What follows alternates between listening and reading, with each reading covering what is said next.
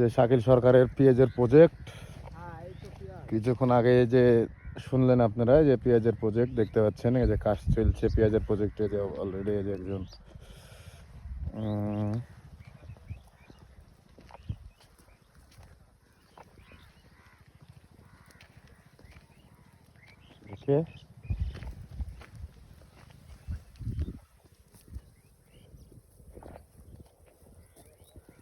ভালো করে ফুটিয়ে দেবো নাকি দে শালা মার খাপ করে একটু।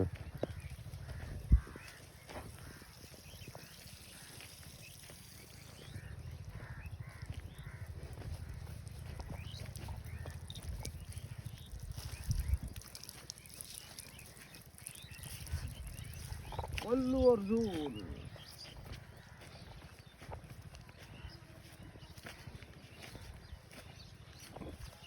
জয়েন্টে এপারেই ফেল উপরে না ফেলে। হ্যাঁ এই শালা জয়েন্টে এপারেই ফেল পড়ুকে পারে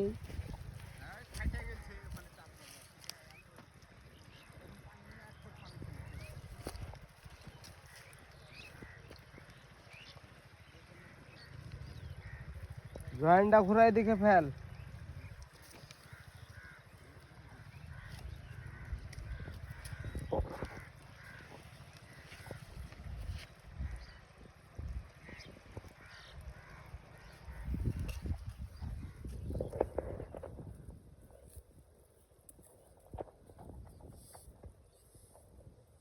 আগাছা মুক্ত চলছে, মানে এটাতে সেচ দেওয়া হবে।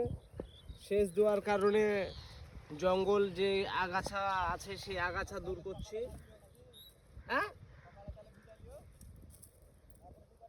না না, আগে আগাছা দূর হোক, আগাছা না দূর করলে পানি দেওয়া যাবে না। আগাছা পরিষ্কারের কাজ চলছে। আগাছা চলছে, এখানে সেচ দেওয়া হবে। দেখতেই পাচ্ছেন পেঁয়াজ, ছাঁচি পেঁয়াজ 1 নম্বর দেশি।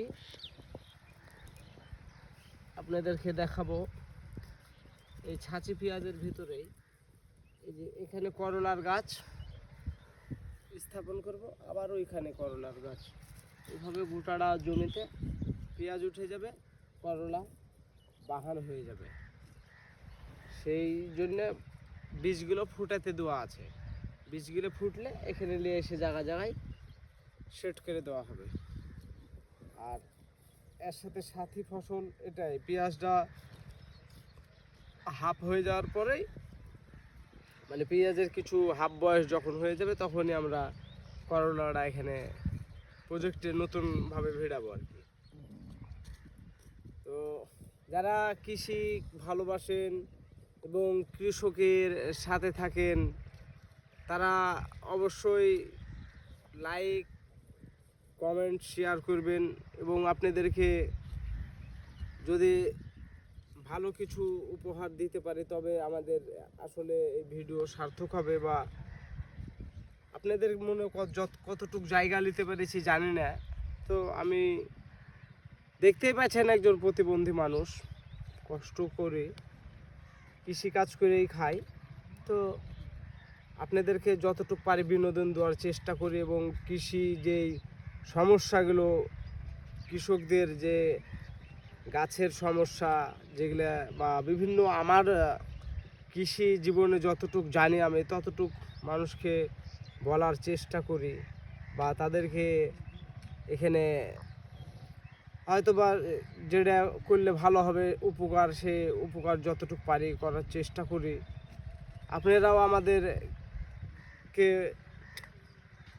যেটা ভুল ভাঙতি হবে সেটা ক্ষমা করে দিবেন, এবং সামনে এগিয়ে যাওয়ার জন্য আমাদের সঙ্গে থাকবেন। আসসালামু আলাইকুম, আমি মোহাম্মদ শাকিল সরকার।